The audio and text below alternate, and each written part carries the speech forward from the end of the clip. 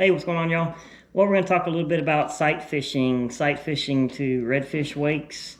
It's the way that I hook up as often as I do. Most times. I don't catch limits every single time, but it sure helps out to know that you're making a good cast and you're doing everything you can to put a lure right in front of his face. And then if he doesn't strike it, you may need to switch lures, So I usually won't switch until that happens, a handful of times. If I cast in front of these wakes and I know I brought it right in front of him, 5 or 6 times, then I'll end up switching lures. And this can all happen in 10, 15 minutes. I'll decide to switch lures. So I'm going to do my best to explain to y'all, from a video. The video I made the other day was a good example. So we got this wake coming, and it is right here. This is the outline of the wake. It kind of looks like a V or like a funnel. That redfish is swimming to the right. And you see the wake, he's swimming to the right. Here he is. That's the beginning. This is his head right here. And so I cast to where, so I know he is still right here. And I know he's swimming this way. So I cast my lure a little bit past, to cut him off, to lead him. I know he's swimming this way, so I want to bring it in right in front of his face.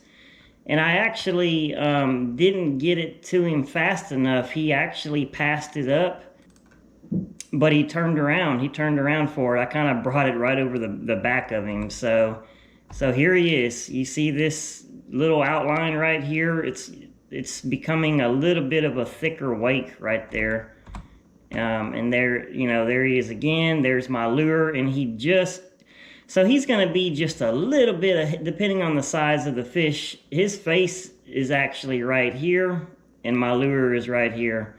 So he actually passed it up a little bit, and then he turns around right there, and then he strikes it, but he ended up missing it. So we'll go through it again one more time. And so once again, here's that wake. You can see the water is pretty calm. It's all kind of doing the same thing, the water, but this is different. And I've zoomed it in as much as I can before it gets too blurry. But this is a different. Look at this commotion right here. He's going this way. He's right here. This is the tip of his head. He's coming this way. So I reel it in real quick. He doesn't see me. He doesn't know I'm there. He's just cruising along the shore. There's my lure. Boom, he hits it. and I missed him. So let's go over to the paint, my little paint app or whatever, and let's just bring in a dead calm picture, which is like this right here. And I'll give you a couple of different examples based on what I just showed y'all from that video of how to cast in front of them. So usually they're going to cruise the shorelines. They're going to be relatively close to that shore. That's most of the time where I see them. Not that they don't go out in the open, but the shorelines, man, they love cruising the shorelines. So let's say that he's going this way, and his wake is going to look like this. It's going to look like a V. It's going to make a V and like a funnel. And so the tip of that V or that funnel is going to be where his head is. That's where he's going. So if I'm trying to cast to him, I want to cast in front of him a little bit. I want to cast right in here. And let's say I cast a little bit too far. He hadn't quite made it there yet. I'll just let the lure sit there and wait for him to get there. And I might just reel it in a little bit to get it to judge where I think he's going to be going. Yeah, sometimes they make a turn, but usually when they're cruising the shorelines like that, and if they don't see you and they don't know you're there, they're going to maintain their path. They're going to keep going that same direction. So if I cast a little bit too far, I'm going to wait for him. I'm going to wait for him to get there before I start working the lure. So, he's going this way, and I cast, let's say I cast too far, I cast right there. Just let that lure sit there. Let it sit there until the beginning of this funnel, this little V, gets real close to your lure. So now, he's right in there. And now I'm going to start working that lure. And it's going to be right in front of his face. And if he's in any kind of a feeding mood, he'll hit it. The best lures to use that usually work better for sight fishing like this are going to be your soft plastics. I throw topwaters just early in the morning because I love a topwater blow up, and the topwater bite has been hit or miss. I have not done near as good this year as I did last year this same time in the summertime. Your best topwater bite is going to be like the first 30 to 45 minutes of daylight. Once you get out of that little window, I have not been getting any strikes. I'm casting in front of their wakes like this, and it's just not happening. So I switched to a soft plastic or a wake bait if the water is deep enough. You need at least 12 inches of water to use a wake bait, assuming there's no grass on the bottom. If it's 12 inches of water with grass, you're not going to be able to use a wake bait. You're going to catch grass. I have tried the inline hooks on the wake baits, but they end up, it's such a short lure, they end up hooking each other every so often, and I would hate for them to be hooked together and get a strike and miss it because the hooks are hooked together. So the soft plastics are definitely going to catch more fish. They're just not as exciting, but they are in shallow water. You'll see in shallow water, you'll see them busted, like this clip right here.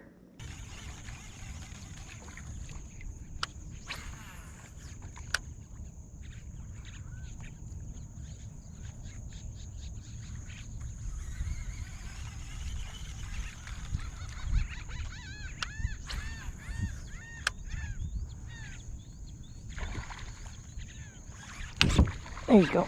There you go.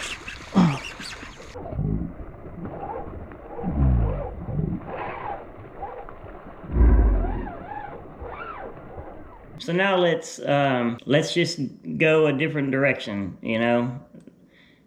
You're seeing a wake coming this way, and that V is going like this. So he's coming right for my freaking kayak, and it happens all the time. So I'll cast in front of him, and once again, I know he's coming this direction.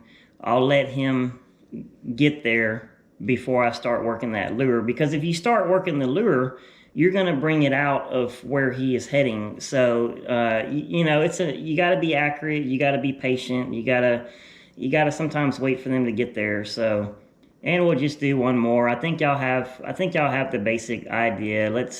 Let's say he's swimming this way and that wake is looking like that. I'm going to cast right over in here and wait for him to get there. And so he's cruising this way. And now, right before he gets there, I'm going to start working that lure. Fish in the muddy water, I rarely see them down in the water. I do see them right next to my kayak pretty often. Sometimes they don't even know that you're there. You got to try to be quiet. You'll notice in a lot of my videos, when I'm fishing shallow, I'm pretty quiet. I try not to make any noise. I don't want them to know I'm there. I want to sneak up on them. And those things make a huge difference when you're sight fishing in shallow water. So, try to be stealthy and quiet. So if you see one, and let's say he's all the way on this point, and I see that he's swimming this way. That wake is way out there, maybe 150 feet. I can't reach him. I definitely can't reach him. if all of this area is the same depth, let's say it's all, 6 or 8 inches, the chances of me catching up to him from 150 feet away are pretty good. I can make a few paddles and get a little closer to him. So my kayak is right here, and and he's going to the left. I'm gonna go way this way, and try to cut him off. I don't use my anchor very much whenever I'm sight fishing, especially if it's pretty calm, which it usually is early in the morning. I won't anchor. I'm always moving. I'm paddling along the shores. I'm scanning the water. I'm looking for wakes. I'm looking for blow ups. So I'm gonna paddle out around him, and try to cut him off, get my kayak a little bit closer, and once again wait for him to kind of get there, and then I'm gonna cut him off with that lure and try to hook up. So I do the same thing when I see just a blow up. Let's say, and it's easier if the blow up happens next to some structure, whether it be a point like this right here, or maybe they blow up right in this little bend. You got the shoreline grass, and then you have just the weeds or whatever, the brush. They blow up over and over again on points, grass points, and where the shoreline grass meets that brush right in there. This little bitty thing right here. They like to sit right there. And so we're talking about now a fish that's kind of holding in one spot. He's not cruising. He's not putting out wakes. But the blow up happens, a little bit, maybe a couple 100 feet away. I'm going to do the same thing. I'm just going to go in closer with my kayak. And sometimes I will anchor up, especially if it's windy. If it's windy, and especially if you got chop on the water, it's hard to sight fish wakes with chop, but you can sight fish the blow ups on a windy day. So I will anchor up. Let's say it's a south wind, which it usually is. The south wind's going this way, so I'm going to ease up close enough to where I can reach this little area that I've seen him blow up, and I'm going to go ahead and anchor up. My kayak will turn with the wind. If you have an anchor trolley, you can make it turn the direction you want. I always fish with the wind, so I don't use an anchor trolley, but they are really helpful. So I'm gonna move in a little bit closer. I'll anchor up, and I'll just start fan casting this whole area. I'll start off, so I know he was right in here. I don't want to land it right on top of his head where I think he is, because sometimes they'll spook when you land it right on top of them. Other days, which hasn't been so much this year, you can land it right on top of them and they will immediately hit it. So those are the real aggressive, the real awesome days that have been kind of few and far between for me, this summer. So it's pretty weird. The topwater bite has been weird. The reds have been kind of weird. I have been landing, like y'all seen, some good reds, but it's taken a little bit more patience, a little bit more stealthiness, so he blew up right there. I'm gonna try to cast just to the left of where he blew up. So I'm gonna cast right there, and I'll work that lure back maybe 50 feet. So now the lure is right here coming back to me. My kayak's over here.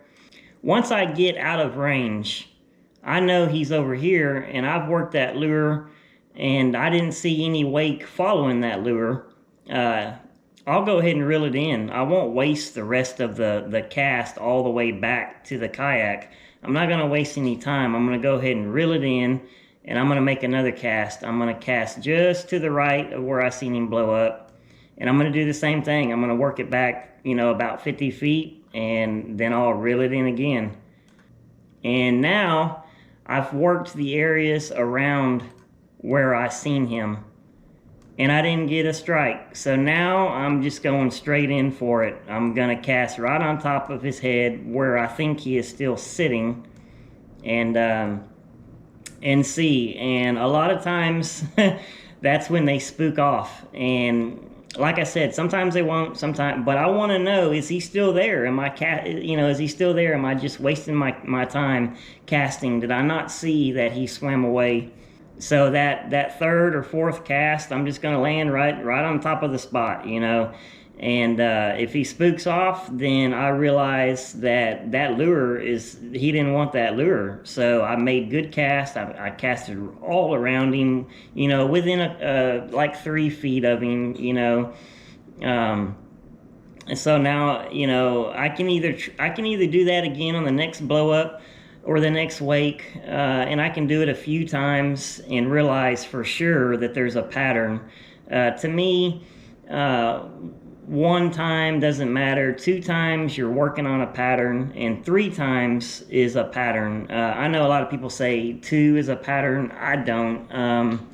So really, on about the third time, I cast to a blow up or a wake, and it's a good cast, and he doesn't hit it. Then it's time to change. It's time to try something different. So now I'm going to go to a wake bait if the water depth, like I said, is decent. If it's real shallow, I'm going to go to a soft plastic, and I'm going to try that. So now this redfish has spooked, and he's probably gone. He probably took off that way or whatever. So now I'm just going to keep paddling. I'm just going to go along. I'm going to go around this point. As soon as I get around this point, I'm going to stop. I'm going to start looking at this shoreline. Now that I can see it from a different view, I know I can't see what's happening. When I'm sitting right here, I can't see what's happening on this shoreline because this brush is covering it. But a lot of times I hear them, busting on a shoreline on the other side of the point. And so I have some idea that I need to, maybe go over there and check it out. So once I get around this point, I'll sit right here and I will just scan the water. I'll just look all down this shore for like 5 minutes. And this is all early in the morning when they're most active. They're most active from about, from sunrise, which is about 6:20, right in there, to about 8 a.m. I'll still be seeing blow-ups and wakes, and then a little after 8 a.m. the activity just dies down in the summertime. Not that you can't still catch them, but it becomes the sight fishing is now kind of over, for the most part. So now I'm sitting right here, and maybe I see one bust right here, but it's too far away. It's maybe it's a couple 100 feet away. So once again, I'm just going to paddle this way. I'm going to look at that shore. I'm going to find something that looks different.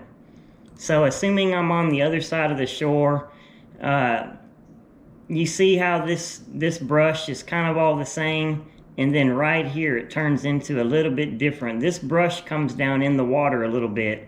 So that's a structure change, and a lot of times I will see them bust right on that structure change. So if I see that, and that gives me an idea of something, a structure that I can see, that I can know, okay, it was right there next to that little cut, or that little, it could be a point, or it could be some kind of structure change. There could be a stick, in the water.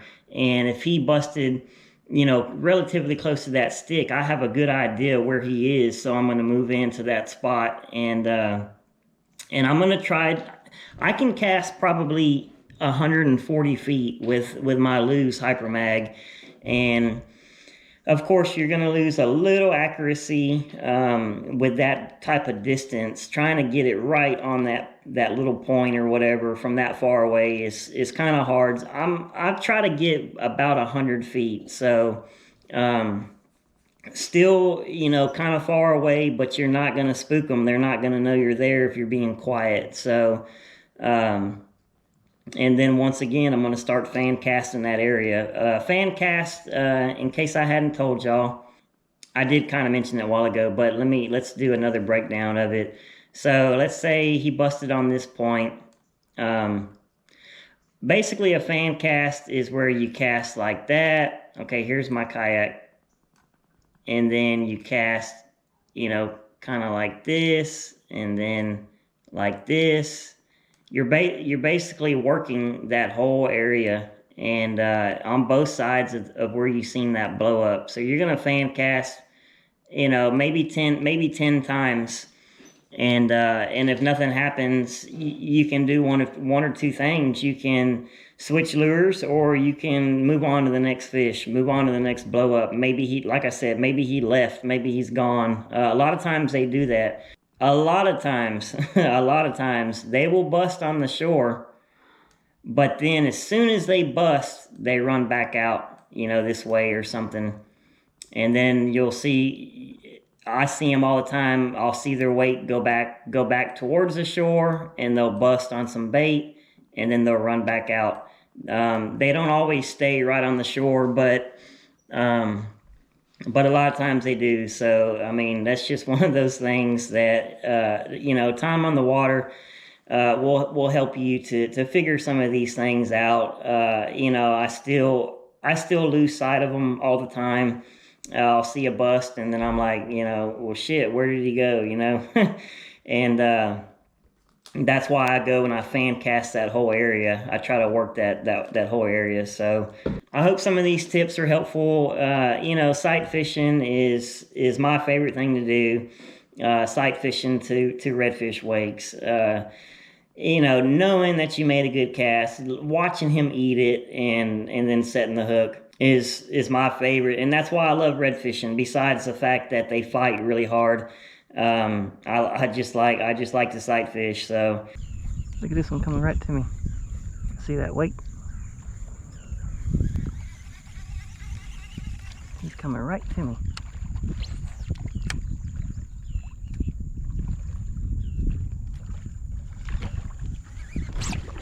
Yep. If y'all have any questions, something else y'all want me to go over in the future videos, just let me know. Y'all can leave a comment or send me a message. Thanks, and tight lines.